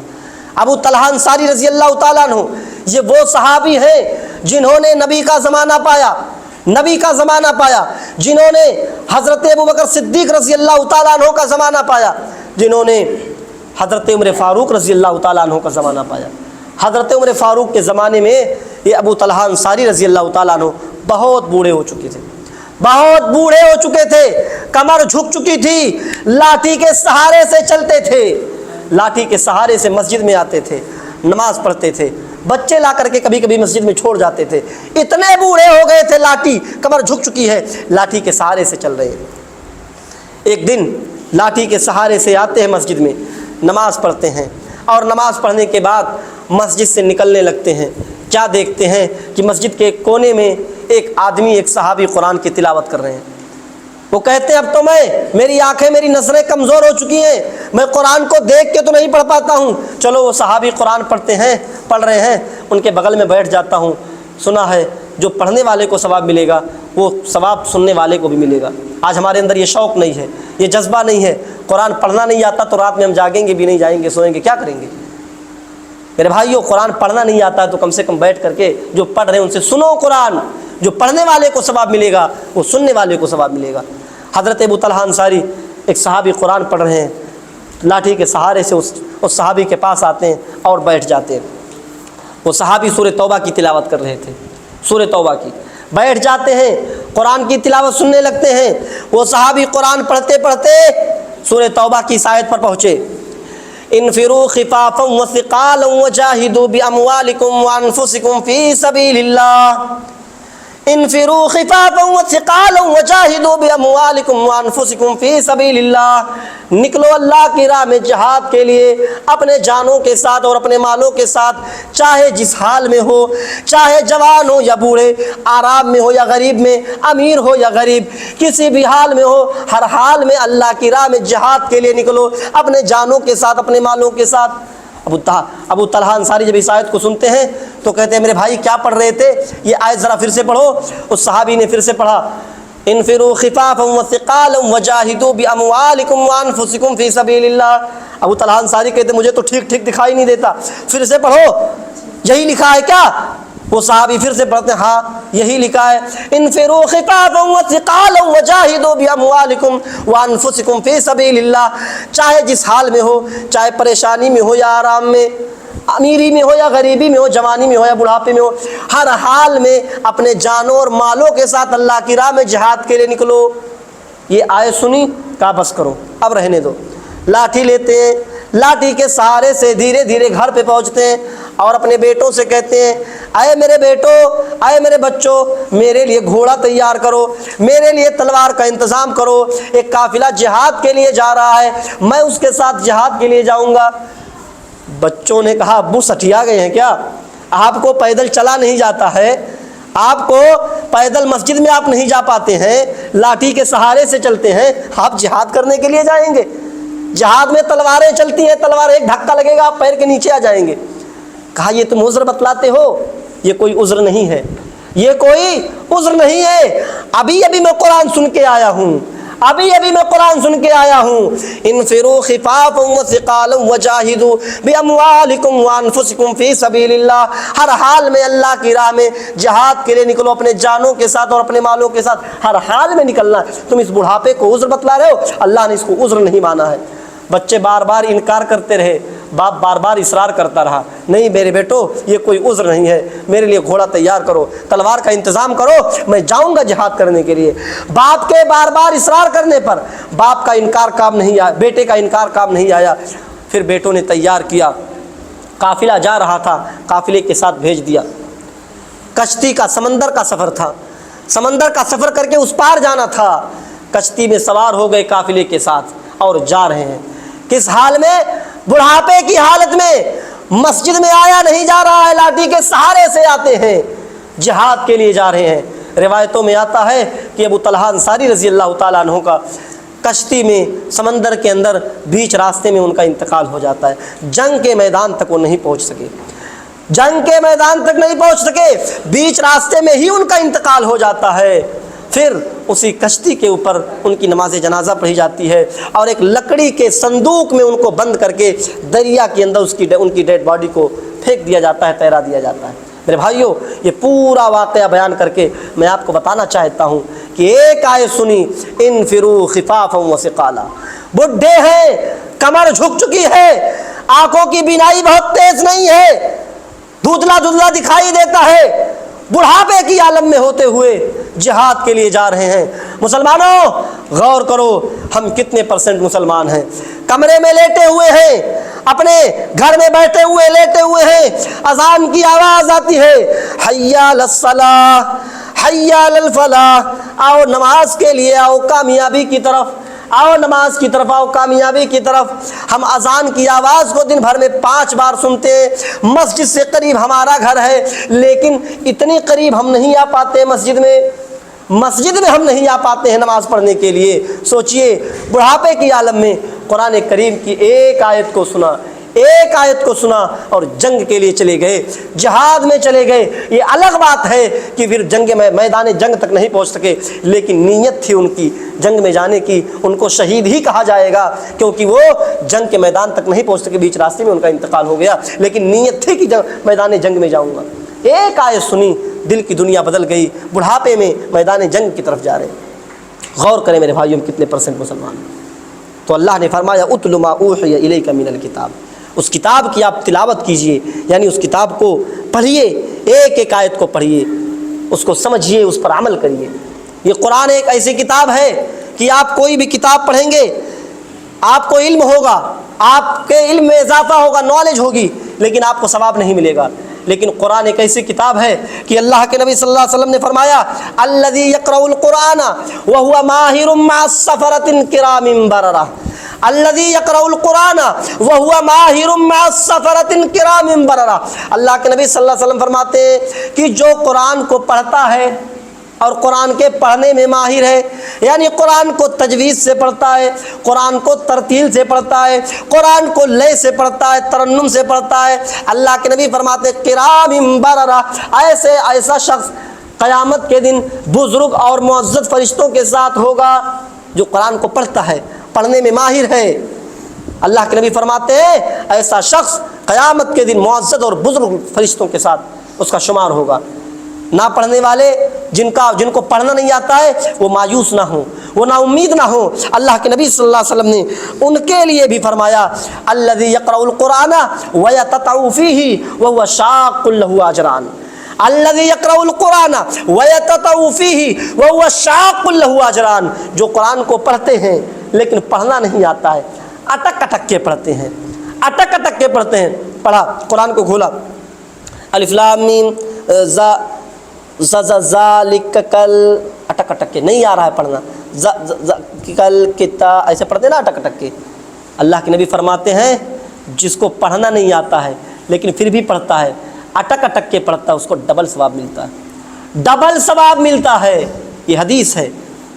آپ کو جو پڑھنے میں ماہر اس کا تو بزرگ اور معزز فرشتوں میں شمار ہوتا ہے، لیکن جس کو پڑھنا نہیں آتا اٹک اٹک کے پڑھا۔ دیکھیے ذالک کل کی کتاب، معنی غلط ہو گیا، زال ایک بار لکھا تھا، زال آپ نے دال 3 بار پڑھ دیا، کتاب اٹک اٹک کے پڑھنا نہیں آ رہا ہے۔ آپ نے زال کو 3 بار پڑھ دیا، کاف کو 5 بار پڑھ دیا، لام کو 3 بار پڑھ دیا، ہے نا، آپ نے غلط پڑھ دیا۔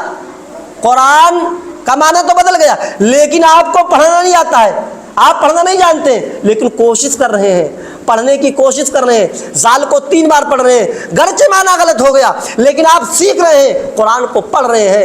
لہٰذا اگر زال کو آپ نے 3 بار پڑھ دیا آپ کو 30 نیکی ملے گی۔ آپ کو پڑھنا نہیں آتا، کوشش تو کر رہے ہیں، آپ کو 30 نیکی ملے گی۔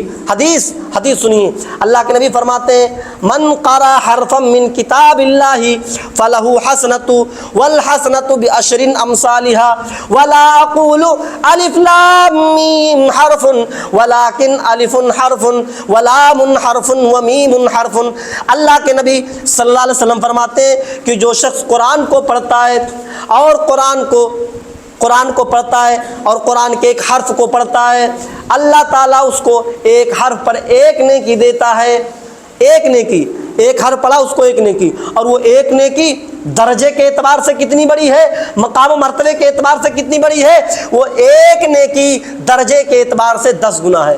یعنی جس نے قرآن کے ایک حرف کو پڑھا اس کو 1 نیکی نہیں بلکہ 10 نیکی ملے گی۔ اللہ کے نبی وضاحت کر رہے ہیں کہ یہ حرف کیا ہے۔ اللہ کے نبی فرماتے ہیں ولیکن اقول الف لام میم حرف، اللہ کے نبی فرماتے ہیں کہ میں یہ نہیں کہتا کہ الف لام میم ایک حرف ہے، الف لام میم یہ ایک حرف نہیں ہے، بلکہ اللہ کے نبی فرماتے ہیں ولاکن الف حرف ولام حرف ومیم حرف، بلکہ الف ایک حرف ہے، لام دوسرا حرف ہے، ومیم حرف اور میم تیسرا حرف ہے۔ یعنی جس نے قرآن کریم میں سے الف لام میم یہ 3 حرف کو جس نے پڑھا اس کو 3 نیکی نہیں بلکہ 30 نیکی اس کے کھاتے میں لکھی جاتی ہے کوئی کتاب لاؤ، ہے کوئی کتاب جو اتنا آپ کو ثواب دے رہی ہو؟ یہ قرآن کریم ہے میرے بھائیو، ایک ایک حرف پر 10 نیکیاں ملتی ہے۔ اس قرآن کریم کو پڑھنے کی کوشش کرو، اس قرآن کریم کو سمجھنے کی کوشش کرو، اس پر عمل کرنے کی کوشش کرو۔ ایک آخری بات میں بتا کر کے اپنی بات کو ختم کروں گا، وہ کیا ہے؟ قرآن کو ہم پڑھتے ہیں، قرآن کریم کو ہم پڑھتے ہیں قبر کے اندر، معلوم ہے مرنے کے بعد جب ہم دوسری دنیا میں جائیں گے قبر کے اندر تو وہاں کتنے سوال کیے جاتے ہیں؟ ذرا کوئی بتائے، مرنے کے بعد قبر میں مردے سے منکر نکیر جو فرشتے آتے ہیں وہ مردے سے کتنے سوال کرتے ہیں؟ کوئی بتا سکتا ہے؟ اتنے بڑے مجمع میں 3 سوال، جزاک اللہ خیر۔ مردے سے 3 سوال کیا جاتا ہے، وہ 3 سوال کیا ہے؟ پہلا سوال تیرا رب کون ہے، من ربو کا، تیرا رب کون ہے، تیرا دین کیا ہے، اور تیرے نبی کون ہے۔ یہ 3 سوال کیا جاتا ہے۔ سوال بڑا آسان، جواب بڑا آسان۔ اس سوال اور جواب کو اگر لکھا جائے کاپی کے اندر تو مشکل سے 3 لائن میں آئے گا، بلکہ 2.5 لائن میں بھی آ جائے گا۔ 3 لائن کا بھی سوال نہیں ہے، لیکن یہ سوال کا جواب کون دے پائے گا اور کون نہیں دے پائے گا؟ دنیا کے اندر جو قرآن پڑھتا ہوگا وہی اس کا جواب دے پائے گا قبر کے اندر، اور جو قرآن کو نہیں پڑھتا ہوگا، قرآن کو اپنے پیٹھ کے پیچھے رکھتا ہوگا، نہیں پڑھتا ہوگا، لاکھ رٹ لے دنیا میں کہ چلو ہم رٹ لیتے ہیں من ربو کا، میرا رب اللہ، میرا رب اللہ، میرا رب اللہ، میرا دین اسلام، میرا دین اسلام، رٹتے رہو، قرآن نہیں پڑھو گے، اس پر عمل نہیں کرو گے تو بھول جاؤ گے، نہیں بتا پاؤ گے۔ سوال بڑا آسان ہے، لیکن جب قرآن کو آپ پڑھو گے تبھی جواب دے پاؤ گے۔ حدیث میں آتا ہے کہ جب مردے سے فرشتے سوال کرتے ہیں، کریں گے قبر کے اندر تیرا رب کون؟ نیک مردہ ہوگا جو دنیا میں قرآن پڑھتا رہا ہوگا، اس پر عمل کرتا ہوگا، وہ جواب دے گا میرا رب اللہ ہے، میرا رب اللہ ہے۔ فرشتہ دوسرا سوال کرے گا تمہارا دین کیا ہے؟ وہ جواب دے گا میرا دین اسلام ہے۔ فرشتہ تیسرا سوال کرے گا تمہارے نبی کون ہیں؟ وہ جواب دے گا میرے نبی جناب محمد الرسول اللہ صلی اللہ علیہ وسلم۔ یہ 3 سوالوں کے جواب جب دے لے گا تو فرشتہ چوتھا سوال کرے گا، چوتھا سوال کا جواب دینے کے لیے تیار رہیے۔ فرشتہ چوتھا سوال کرے گا، پوچھے گا وما یدریکا، یہ جو تم نے جواب دیا ہے، وما یدریکا، یہ جواب تمہیں کیسے بن پڑا، یہ جواب تم کیسے دے پائے، کہاں سے تم نے یاد کیا، کیسے تمہیں پتا چلا، تم اس سوال کا جواب تم کیسے دے پائے؟ وہ کہے گا قرأت کتاب اللہ وآمنت بہ وصدقت، میں دنیا کے اندر قرآن کو پڑھتا تھا، اس پر ایمان لایا اور اس پر تصدیق کی، اس پر ایمان لایا۔ فرشتے کہیں گے یہی وجہ ہے تو دنیا کے اندر قرآن کو پڑھتا تھا تبھی تو اس کا جواب دے پایا ہے۔ اس کے بعد فرشتے کہیں گے نم کنو مت العروس، نم کنو مت العروس، اب تم سو جاؤ، اب تم اس قبر کے اندر سو جاؤ۔ اس کو اس طریقے سے سلا دیا جائے گا قبر کے اندر جس طریقے سے پہلی رات دلہن سوتی ہے، پہلی رات دلہن سوتی ہے، جسے کوئی فکر نہیں ہوتی، اس دلہن کو کوئی ٹینشن نہیں ہوتی ہے، وہ دلہن اپنے کمرے میں سوتی ہے، اس کمرے میں کوئی نہیں جاتا ہے، نہ کوئی مرد جاتا ہے، نہ کوئی عورت جاتی ہے، جاتا ہے تو صرف اس کا دولہا جاتا ہے، جاتا ہے تو صرف اس کا پتی جاتا ہے، اس کو جگاتا ہے، اس کو دلہن کی طرح سلا دیا جائے گا۔ ضرورت جب پڑے گی اللہ خود اپنے بندے کو جگائے گا جو دنیا کے اندر قرآن پڑھتا رہا ہوگا۔ اسی طریقے سے جو قرآن کو نہیں پڑھتا ہوگا، دنیا کے اندر یہ سوچتا ہوگا بھگ قرآن حافظ جی لوگ سمجھے، مولانا لوگ سمجھے، ہم کا جو اس کا کوئی ذمہ داری، اس کا کوئی کام نہیں سمجھتا ہوگا، اس سے بھی سوال کیا جائے گا، یہی سوال کیا جائے گا تمہارا رب کون ہے، تمہارا دین کیا ہے، تمہارے نبی کیا ہے۔ وہ تینوں سوالوں کا جواب دے گا ہاں لادری، ہاں لادری، ہاں لادری، ہائے افسوس مجھے نہیں معلوم، ہائے افسوس مجھے نہیں پتا، ہائے افسوس مجھے نہیں معلوم۔ فرشتے کہیں گے جو تو اس سوال کا جواب نہیں دے پایا ہے وہ اسی لیے نہیں دے پایا ہے لا دریتا ولا تریتا، بخاری کے الفاظ ہیں لا دریتا ولا تلیتا، کیونکہ تو نے دنیا کے اندر قرآن کو نہیں پڑھا، قرآن کو سمجھنے کی کوشش نہیں کی، اس کی تلاوت نہیں کی، اسی لیے تو یہ جواب نہیں دے پایا۔ وہ کہے گا ہاں میں دنیا کے اندر قرآن نہیں پڑھتا تھا۔ جو قرآن نہیں پڑھتا ہوگا دنیا کے اندر، قبر کے اندر یاد رکھو وہ جواب نہیں دے پائے گا ان 3 آسان سوالوں کا۔ دیکھیے جو جواب دے لے گیا تھا، فرشتے اس سے کہیں گے نم کنو متل عروس، سو جاؤ نئی نویلی دلہن کی طرح، اس کو دلہن کی طرح سلا دیا جائے گا۔ لیکن جو جواب نہیں دے پائے گا، جو جواب نہیں دے پائے گا، ایک فرشتہ آئے گا لوہے کا ہتھوڑا لے کر کے، لوہے کا ہتھوڑا لے کر کے اس کے کنپٹی پر مارے گا، اس کی کنپٹی چکنا چور ہو جائے گی، پھوٹ جائے گی، تھوڑی دیر کے بعد پھر جڑے گی، پھر مارے گا وہ فرشتہ، پھر پھٹے گی، پھر مارے گا، پھر پھٹے گی، پھر جڑے گی۔ وہ قبر کے اندر چیخے گا، چلائے گا، اور اس کی چیخ و پکار انسان اور جناتوں کے علاوہ، انسانوں اور جناتوں کے علاوہ کائنات کی ساری مخلوق سنے گی۔ ساری مخلوق سنتی ہے جب قبر میں عذاب ہوتا ہے، انسان اور جناتوں کے علاوہ۔ انسانوں اور جناتوں کو کیوں نہیں سنایا جاتا ہے؟ کیونکہ انسان اور جنات سے ایمان بالغیب کا مطالبہ ہے، ایمان بالغیب کا مطالبہ ہے، ہمیں بغیر دیکھے ایمان رکھنا ہے۔ اگر وہ عذاب دکھا دیا جائے کہ کیسے عذاب ہوتا ہے قرآن کے نہ پڑھنے والے کو، تب تو ہم سال بھر قرآن پڑھیں گے، اور میں تو کہتا ہوں کہ پھر پورا دنیا حافظ ہی ہو جائے گا، سب حافظ ہو جائیں گے، پھر کسی مسجد میں حفاظ کی ضرورت نہیں پڑے گی، کوئی بھی پڑھا دے گا تراویح۔ تو صرف اور صرف انسان اور جنات کے علاوہ ساری مخلوق اس چیخ و پکار کو سنتی ہیں۔ انسان اور جنات کو اس لیے نہیں سنایا جاتا ہے کیونکہ انسان اور جنات سے ایمان بالغیب کا مطالبہ ہے، ہمیں بغیر دیکھے ایمان رکھنا ہے، بغیر دیکھے ہمیں ایمان رکھنا ہے میرے بھائیوں۔ اب یہیں ختم نہیں ہوگا، اس کے بعد آخرت کا میدان آئے گا۔ آخرت کے میدان میں بھی کہتے ہیں نا، ارے ہم تو دامن پکڑ کے مچل جائیں گے، مچلنا کہتے ہیں نا، دامن، ہم تو نبی کا دامن پکڑ کے مچل جائیں گے۔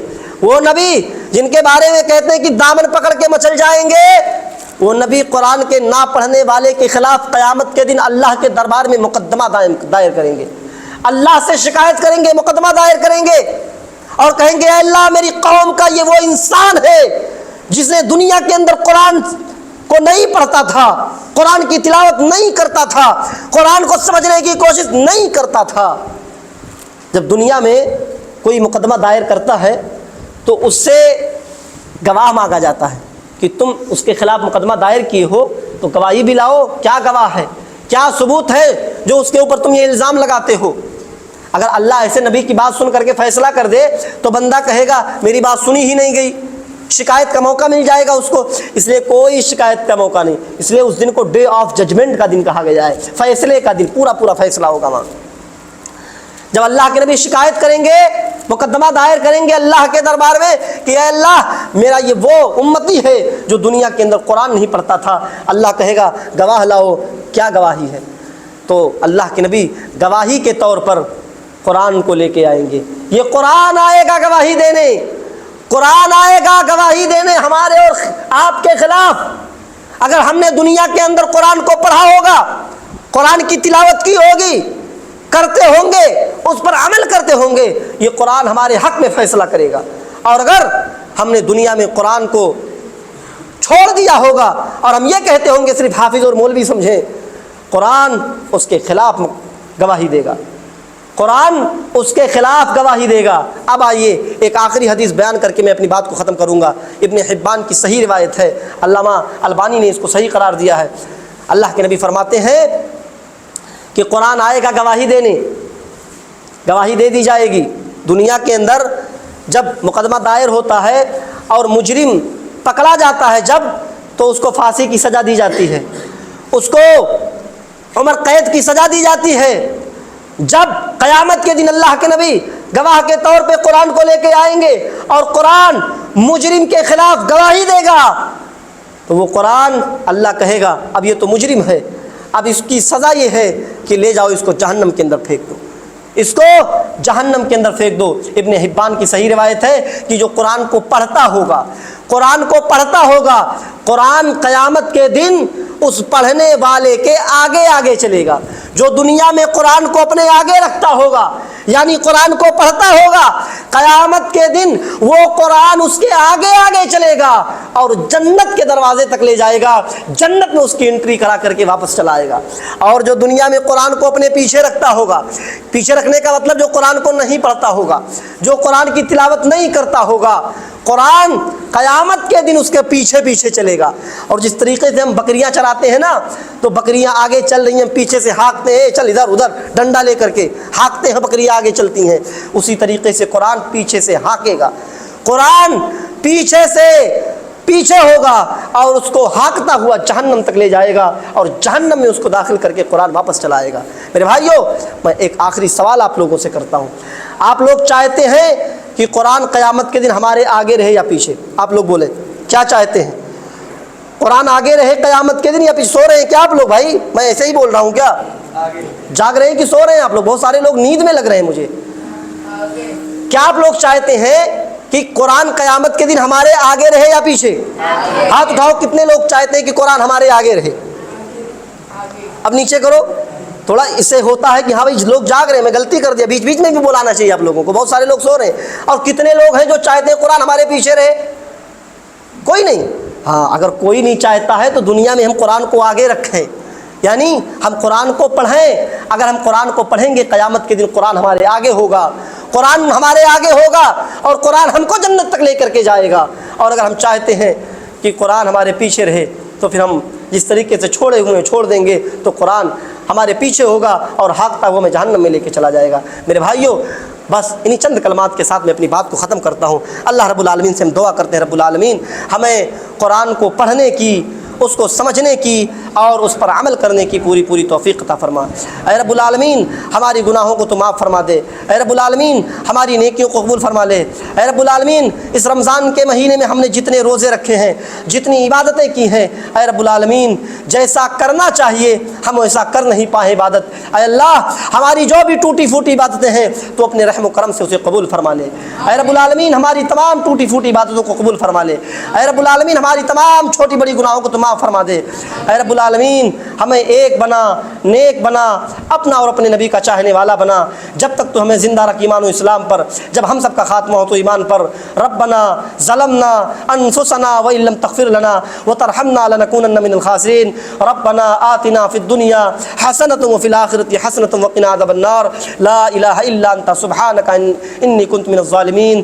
سبحان ربک رب العزۃ عما یصفون وسلام علی المرسلین والحمد للہ رب العالمین۔ والسلام علیکم ورحمۃ اللہ وبرکاتہ۔